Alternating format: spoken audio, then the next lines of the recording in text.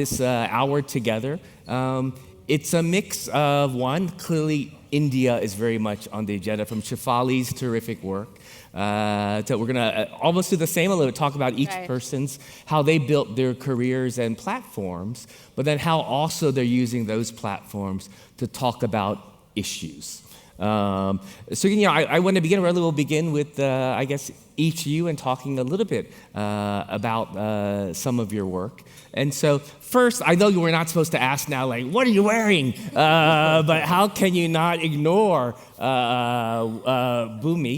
And Bhumi said, actually, you should ask me because actually there's meaning to this. So Bhumi, we're going to talk about your career, but also talk about what a presence. I'm glad we started the session with some fashion conversation because I feel that's usually very ignored on platforms like so. To me, fashion is a form of self-expression and it's very, very empowering, but I'm not going to speak very long on it. I'm wearing this beautiful creation by a designer called Rohit Bal. He's from India. This is an archival piece from him, and we lost him this year, so this is a bit of my tribute to his legacy. Oh, yeah, beautiful, beautiful. Right. Let's begin first with you, Bhumi, and talk about your career. I don't know if you were able to listen into a little bit about Shefali as she built her career, but it was also sometimes I followed her career. She's such an incredible actor, and I think what she's doing today is breaking so many stereotypes. That's exactly what I've tried to do in my decade-long career. We obviously belong to different times. Absolutely. And I think she, in many ways, has paved the path for an artist like me in India. Yeah, absolutely. And one thing she said to me, backstage, was she also turned down roles. And I think both of you, I bring both of you in, as you talk about your careers, you turned down roles and made decisions that you thought helped advance what you were using your platform first. Bhumi, tell us about your first role, and you began actually, I think as like a casting agent. Did you I'm going to cast myself? How did that? Tell us about that. I wish it was that easy. It did not. So just to give you a little perspective about how the films work in India, when I started off, there wasn't a division for casting. It was just a lot of luck, and if somebody spotted you, etc.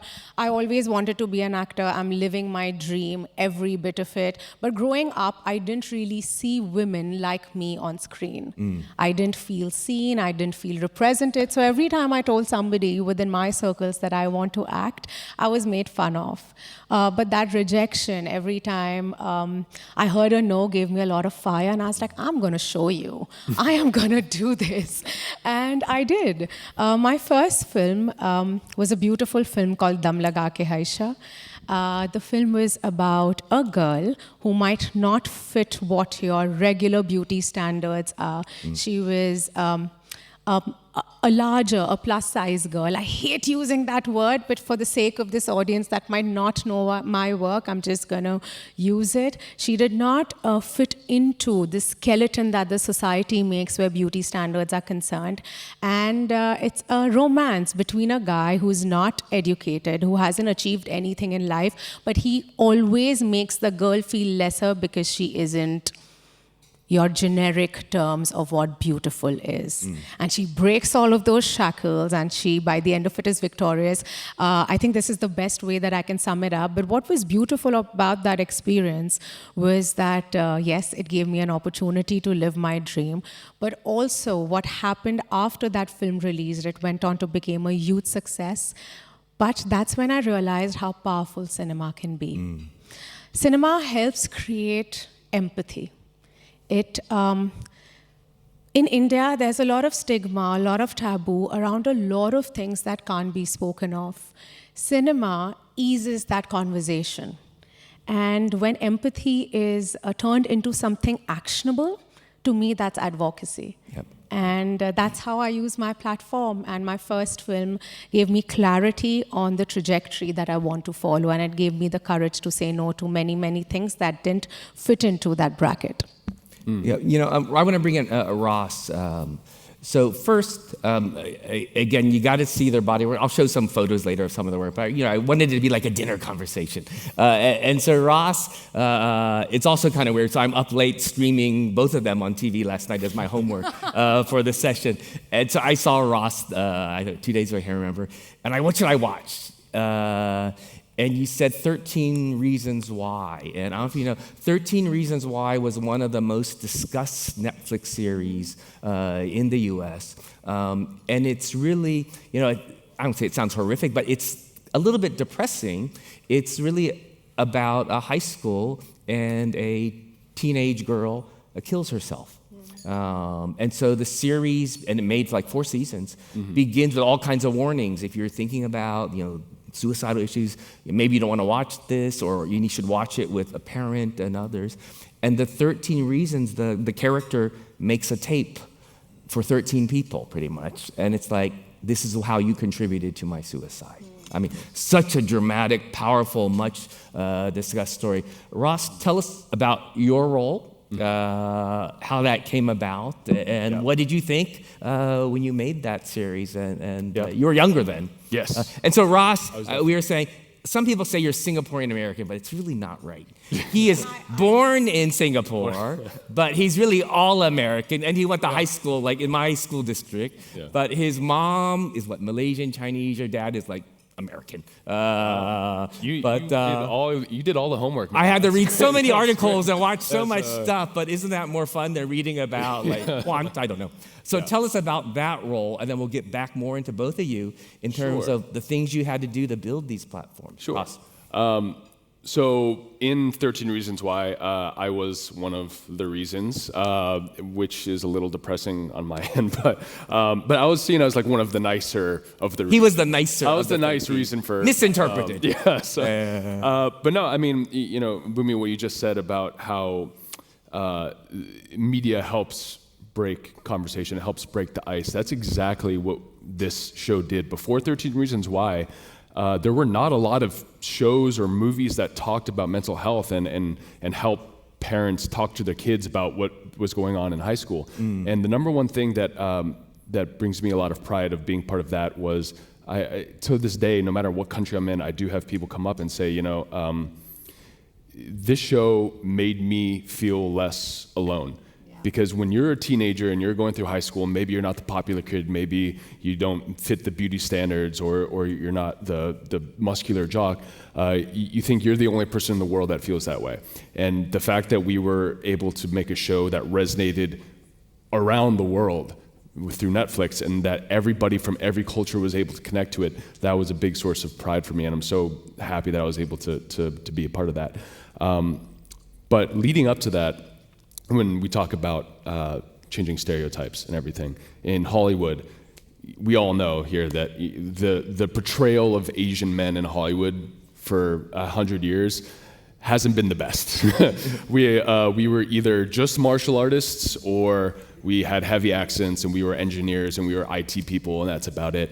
And there was one audition I went on, I'd say in 2015, it was a comedy, and I had to put on a very heavy Chinese accent for this comedic thing. And I went in just feeling so embarrassed that I was forced to put on this accent. And after I was done, I felt even worse. And I called up my agent and I said, don't send me out for Asian auditions anymore. This is not how I want to represent myself or how I want to propagate the image of Asian men. And he said, that's probably not the best idea. I said, no, just send me out for white, black, Latin roles, whatever. And that's how I launched my career. Because then after that, I started playing, you guys know the Archie comics, so I played a character named Reggie Mantle, who was originally on Riverdale, who is a white character in the comics. 13 Reasons Why, he was a white character. I played a show as Zendaya's love interest as an Asian male. So the only reason that all happened was because I didn't want to follow any status quo. I didn't want to propagate something that did not resonate with me. And I just got lucky. I think kudos to you. Bhumi, I was interested because there was one, I read so much about the two of you. There's a headline about you that it said, the queen of stereotypes. I thought, oh, that's the opposite of what you're trying to do. But as I read more about it, it's like almost like a stereotype of you breaking stereotypes. Absolutely. It was that you become the stereotype of the queen of the heartland. What does that even mean? Tell us about that. I mean, it's a very generic way of basically calling parts of India that are still not, I mean, they've not reached a metro city status. Still developing. Still developing, rural parts of India, and I find a lot of pride in playing those characters because my country is so diverse. Yeah, absolutely. There's so much happening in India today. It's a melting pot of all amazing things, and as I mentioned earlier, I very early on decided that I want to portray different versions of what a modern Indian girl is. She has ambition, she has desire, she wants love, she wants success, she wants money, and usually you're conditioned not to celebrate those things. Yep. And I was like, I'm going to go out and I'm going to celebrate them because like me, any girl that's following my trajectory or she watches my films, she needs to feel represented because that's what you're also doing with your work. She needs to feel seen. She needs to feel like she has a voice, and she needs to know that it's okay to have ambition. And it's okay to celebrate it. So the headline was more about how I love breaking stereotypes. I think it's something that gives me such joy. I love challenging the status quo. And honestly, I've made a career out of it. It's also a great strategy for me. Because you earlier asked me why casting. I don't come from a background in cinema. Nobody in my family could have ever imagined that I would become an actor. And I did go ahead and do some really, really crazy things that they still can't believe. But in many ways, I think I have always led such an unconventional life that a lot of those choices resonate with the kind of cinema that I do and resonate with the choices that I make for myself. Like I'm constantly asked, I'm 35, why aren't you married? In India they say, when will you settle down? I'm like, I am settled. I am independent, I have a beautiful family, I'm healthy, I'm happy. And I say this often when I'm on platforms like that people are very, very nervous around a happy girl. Because she's so powerful. She's so powerful. We're laughing earlier. Some of you might have been here. I think a couple years ago, we had a woman named Seema Auntie from Indian Match on this stage, a Netflix series. And she was such a big hit, but it was almost like all these sophisticated banker types, they're still asking, well, how can my son marry a good Indian girl? I mean, it's like, aren't you all advanced and all? But we were talking about, but that's India too, the diversity of India. And I remember, Ross, something you had said, well, there are, to be honest, nerdy people like me or engineers who happen to be Asian, but that shouldn't be the only Asian you see on screen. Yeah. And it was interesting. Well, I want to talk a little bit about some of the work you're doing in climate and UNDP, but I also asked Ross, how are you using your platform? It was interesting. It was almost a message to parents. Tell me a little bit about what you were telling me backstage. Right? I think the stereotypes of the engineers and the doctors and everything that came out of a real life thing about Asian immigrants coming to America, and they want their kids to be real professions, right? What real professions? And for me, to give you some background, I went to Ohio State, studied chemical engineering, biomolecular engineering. That's something my mom wanted me to do. But one thing that I really want, especially in Southeast Asia, is to encourage parents to allow their kids to pursue creative pursuits. And that's not to say that they don't have to be doctors or businessmen or whatever, but it's just the encouragement of creative arts allows them to be more confident in their creativity. And the most successful people in every single industry are the most creative ones, the ones that are able to adapt, to think outside the box, break the status quo. So even if you allow your child to write screenplays or go to acting class or sing, it's more about the confidence in their choices. And that's really the biggest thing that I'm proud of that I've done so far, is that I've had conversations with Asian parents, and they're like, you know what, maybe they can. Maybe they don't have to be a doctor. Maybe you can be lucrative by starting your own brand or thinking outside the box. So that's. Bhumi, you were gonna say- I understand that so well because what I said earlier, that when I went and I told my family that I want to act, they're like, what? Because I come from a family of doctors and engineers and lawyers, and this is just something that they still can't digest. They still don't think this is a real thing, But I bet there's many parents here take that when your kid is saying, "Mom, I'm not going to Harvard. I'm quitting Ohio State at age 20 and taking an acting class that my friends had to pay for." Yeah, my mom was not happy when I dropped out and moved out to LA, and she wasn't happy that my friend bought me. I started because my friend bought me an acting class for $25. Yeah, I know. I was just like, you know what? Anything but engineering, I'll take it. Hey, I want to show a couple slides. Let's go. Just run through slide number 3. You see? So this makes that point that you were redefining stereotypes and breaking plateaus. Slide number, and that is, I don't know, bizarre, right? You can Google it. Slide number 4. and so this is the body of some of your work. Tell us about it. Because I don't know, that one on the right, the Royals, is kind of like not about, latest. I don't know, empowered women. No. But tell us, what are these things we're watching here? These are 3 things your team That's said. my first piece of work, Tam Laga Ke Haisha. The English title for it was My Big Fat Bride. I was about 100 kgs in my first film. I don't know how to convert that to pounds. 100 kg? 100 kgs. 120? 120 pounds? No, 220. 220 pounds. But were you really 220 No, pounds, or that was makeup? No, I was. Oh my God, it took me about a year to gain that weight. And my director did not start shooting until I reached that size because she had to be that way. So there was nothing wrong with her, and yet she was constantly made to feel lesser only because she was that body type. The second one is called Sant Ki Aankh. It was a biography on these 2 women that at the age of 70 broke every kind of shackle that the society put on them because they belonged to a small little village in India that was completely infested by patriarchal systems. They broke that, and I spoke to them. I had the opportunity of meeting them, and thank God I went through that experience because I asked them, I was like, Dadi means grandmother in Hindi. I was like, Dadi, why did you do this? It takes so much courage to kind of go against the systems created and go against your husbands and tell them, I'm not listening to you. And they had to go through a lot. They're like, I did this because I did it for my daughter.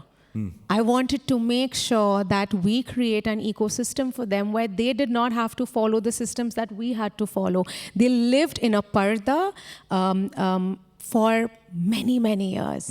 And that was the first step when they got rid of it. It was honestly the best 3 months that I had that I've spent in my life shooting. Wow. And that is The Royals. Royals. Released on Netflix this year.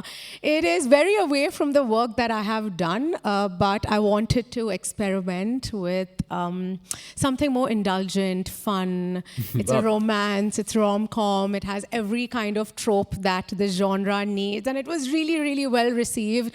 It was one of the only Indian shows that reached the top 10 globally. And it stayed on, and it was a lot of fun. It's a great choice. There is one article that talked about, she's the queen of the heartland. There were films about these strong rural women and others. And then the headline was, she's breaking that stereotype because she's doing the Royals.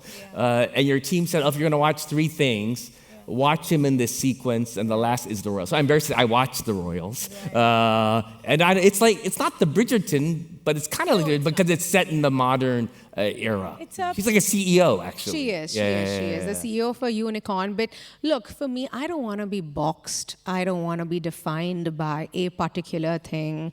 I can't stop growing. Absolutely. But my heart lies in stories that have impact and purpose. I've experimented, I've done different genres, but my heart lies when I know that my work has more than just entertainment. It's helping in changing a mindset.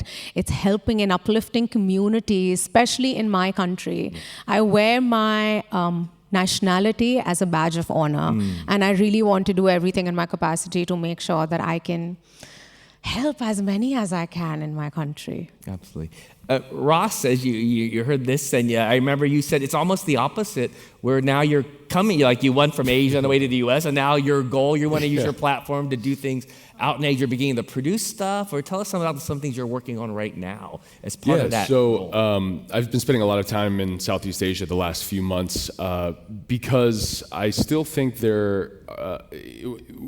this goes with what I was talking before about encouraging creativity in Southeast Asia, because you see now Korea is doing an amazing job with representing their culture, with K-pop Demon Hunters being the #1 watched movie on Netflix of all time. And that's because Korea had invested so much in entertainment education, in writing, directing, cinematography, and it's come to fruition a few decades later. So now, after being in the Hollywood system, I wanted to come here and encourage a lot of the countries and a lot of the cultures here to do the same thing, because Korea is one country and they're very diverse within it. But in Southeast Asia, we have so many cultures, we have so many mythologies, so many stories we can tell, and I think we're doing a disservice to ourselves to not collaborate and come together and put that together to broadcast to the world, because I think a lot of the world still sees Southeast Asia as third world.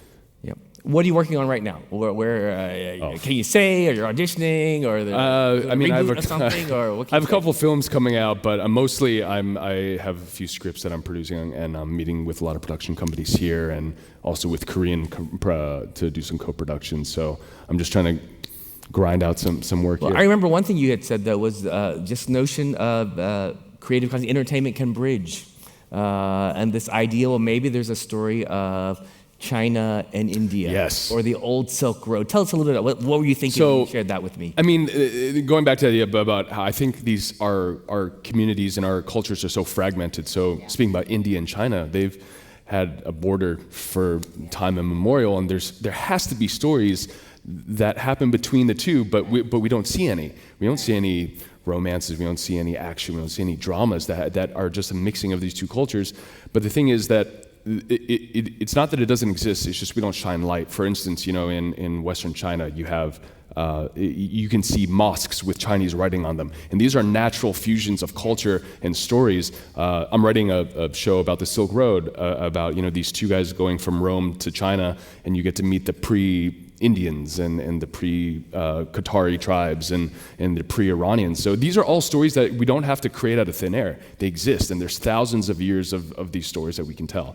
And the thing that needs to happen for us to tell these stories is we have to collaborate. We have to come together, and there's so much potential, and now hopefully we can break it down. Yeah, and so not to make news, but I had asked each of them, as we talk about bridging, China and India, would you do a project together?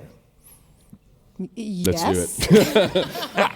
Any ideas? Wouldn't you pay or stream some, Ross, Bhumi, I don't know, rom-com or murder, I don't know, right? I think Ross would have that covered. And actually, Shefali was like, what about me? Don't count me out. I want to be, in a film with these two people also. And we can break a bunch of stereotypes doing that too. Hey, the last, few minutes, I want to come back to the work you're doing with the United Nations Development Program. And in our bio, when you look on our little website for this event, it describes, of course, as actor, actress, but it also says climate warrior, advocate. Tell us some of the work and I think you actually just came, sadly, I think from a flood area in India. Tell us about that engagement. I'm actually going to use this platform to speak about that a little. Large parts of India and actually Southeast Asia have been affected by damaging floods. This week was on ground working in an area called Jammu. It belongs to a state called Jammu and Kashmir. I don't know how many of you know of that area. And what I saw completely broke my heart. communities that have lost everything. Most of them belong to low-income groups. So imagine you've put in all your life savings into building this home, this beautiful house, your dreams. You work day and night to make sure that you can educate your children, and overnight it's all gone. So how do individuals and families and communities rebuild from here? I have started a campaign, and I have some great collaborators that are doing incredible work in India around disaster relief. I have joined hands with them where I want to use my platform to reach people far and wide, and we've started a crowdfund exercise wherein we are basically collecting funds, and we want to give them support, which would span from trauma relief, because what they've seen is something that they need mental health support at this point. Rebuilding their homes, giving them at this moment what is it that they need, from food to tents, because a lot of these communities are living in tents that they have created. They don't have electricity. So from the smallest thing like school books to actually helping them build their homes, that's something that I'm working on. And yes, I wanted to speak of this here today, because if there's anybody that might be interested in supporting them, all the information is available on my LinkedIn and Instagram. Yeah, well, I was going to say each of them, unlike probably all of us who have 500 followers, I don't know, it's like 12 million followers, 10 million followers on Instagram. And how are you going to then, we talked about this upstairs, the power of social media. There's so much negativity that people say about social media, but you can also use your social media for positive things. Absolutely. I think, and this is especially that I would want to any of your viewers, to all young adults, I think there's a lot of validation attached to social media. The moment you move that to impact, it's one of the most empowering mediums we have today, because generations before us did not have this. They did not have ways of connecting with just such a large platform. I feel a lot of self-worth, especially for women. I'm so sorry, Ross. I don't stop talking. I did tell him, please cut me out. She gave me permission to shut her up. I was like, you have to tell me, Bhumi. Okay, let's. I'm listening to you like that. I'm in awe, so I'm just. But I truly feel that a lot of young girls, especially, a lot of their self-worth is attached to what the internet has to say to them. And I have gone through that experience. I'm not sitting here as somebody who's completely healed, but it's taken me a lot of time because I have a very strong ecosystem that helped me bridge that gap. But to any young girls listening to me, all I want to say is that your self-worth and your value is not attached to what the internet has to say about you. So please don't let that impact you. But the internet, coming back to your question, can be very empowering, because I saw that during COVID. Yep. During COVID, where in large parts of the world, the healthcare system completely crashed, we, along with the volunteers that we were, created networks of unknown strangers that went about creating help, from getting a bed in a hospital to arranging medicine to doing these brilliant things. And that's the power of the internet. Ross, what thoughts on, we probably have a lot of young people streaming and watching us. Do you have a message for people out in social media? Or do you have your thoughts yourself on social media? Given some of your work, it's about these issues teens and 20-something-year-olds are facing. Sure. I think with social media, it's a double-edged sword, right? It has the power to give you access to unlimited information. If you want to learn any hobby, if you want to do anything, you can find it. What I'm worried about is using the algorithm to doom scroll. You guys know what doom scrolling is, how you just go through hours and hours and hours of watching reels. And what I'm worried is that, with teens now, the thing with Instagram is you will see the best of the best things that are happening in the world and all your friends' lives and everybody else's lives. You'll see cats doing crazy stuff, and I think unfortunately what that's doing is it's making the standard of life higher as far as the expectations about how everything needs to be a dopamine hit, everything needs to be something fantastic, and I think we should just encourage social media detox every now and then, or at least crafting your algorithm to do something positive, of whether it's learning or learning about different cultures, because there are like travel bloggers out there, so you can really see a country like India. I watch a lot of India travel blogs because I told you I want to go so bad. I think it's time you visit us. I know. See, that's that project I'm encouraging. But Ross wants to go to India. Yeah. But I will find myself, for hours just looking at cat videos or whatever it is, and and after like 5 hours has gone by and it's like 1 o'clock in the afternoon, I'm still in bed. I'm like, what did I just do? So, I'm at fault to myself. So it's, I don't know what my commentary is, but just be careful to doom scroll. I think that's just set a timer, set an alarm, and yeah. Sorry, just to add into what Ross was saying, I just feel like as people that are in the public eye, because we have a large platform, I think it's also very important for us to let your followers or your community know what you are when you're not on screen or when you're not on a stage. I don't wake up like that. Mm-hmm. And I make sure that I put that out on my Instagram, because this is a beautiful point that you highlighted, that you only see the best of the best on social media. Yeah. But I think as people that are people look up to us, it's important for them to also see our vulnerabilities, the times we cry, the times we don't feel our best, and that's something that I try doing through my platform. Mm-hmm. Okay. Yeah, we pretty much have come to a close. I want to finish with something I asked Shefali Shah, and I want to ask you. For some of the people that don't know your work, now with streaming, you have access in so many ways to work that's from all around the world, from years ago. For each of you, if there's one piece of work that you've done that you think, if they haven't seen, what should they see? And then, is there something that's not your work that you recommend people read or take a look at? Bhumi, now you're speechless. So tough. That's difficult. Okay, your work. What of all those things we've shown and some we didn't even spot, what should they see? Okay, because you've already mentioned some of my pieces, something that wasn't spoken of was a film called Badhai Do. That was a story from the LGBTQIA plus community, a beautiful love story about liberation, freedom, love, and I feel that's such a common thread, that's such a universal theme. I think that's something that I would really, really like people to see, because the film just speaks of compassion. What's it called? What's the name again? Badhai Do. Badhai Do. How do you spell it? BADHAAI space D-O. Okay, you got enough words when you type it into Netflix. The rest, I hope, will fill out. And what about not your work? Something that I've not seen. Mr. Satyajit Ray.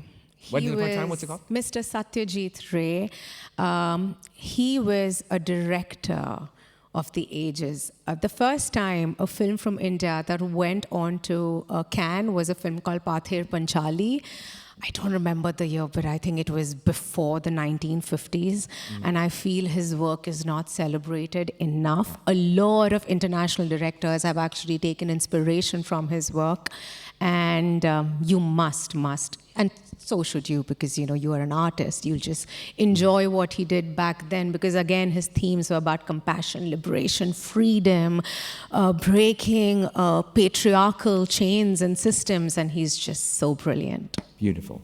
Ross, what piece of your career's work should people see? If you guys haven't watched 13 Reasons Why, it really is the piece of work that I am most proud of. Again, not, from an acting point of view, is great, but if you guys have kids, it's seriously, I get emotional just thinking about all of the parents I've talked to and all the kids I've talked to about how it's just made them feel less lonely, or that parents have been able to break down the barriers of conversation with their kids about depression and what goes on in their schools. So, and honestly, it's just a very entertaining show. The first season is an amazing mystery, so it just kind of brings that all together. For a piece of work that's not mine, on the complete opposite end of the spectrum, has anyone seen Train to Busan? It's a Korean zombie movie. And the reason I say this, because I think this resonates with what I want to say about mixing cultures and mixing mythologies, is they took the idea of the American zombie and they put it in the culture of Korea, right? And that's how Korea has, I think, taken leaps and bounds as far as cross-cultural entertainment, is because they also did a show called The Kingdom, which is taking zombies and putting it in their medieval Joseon period. And it's such interesting stuff. So, if you want a prime example of how these cross mythologies work and how they're successful financially and entertainment-wise. Train to Busan. I think there's also a sequel. Yeah, I Train to saw Busan 2. Train T-O Busan. I have to see the ones you recommend, but I've seen both of them, and they are pretty stunning, right? It's like zombies on a train. It's like snakes on a plane, it's zombies. Zombies on a train, you gotta see it. Yeah. It's pretty incredible. Yeah. Hey, I'd love you all to give a hand to our two special guests. Ross, Bhumi, thank you so much. Again, we'd be delighted to have you back. We do events all around the world, and we are about bridging and engaging and having these kinds of conversations about very important issues and encouraging, whether you're a business leader or academic or someone in the world of entertainment, use your platforms for good. Help build more meaningful lives, get things done in addition to just making great content and hopefully making a lot more money, we talked about, because the world is changing. And one last call to action beyond supporting some of the things that you both spoke about.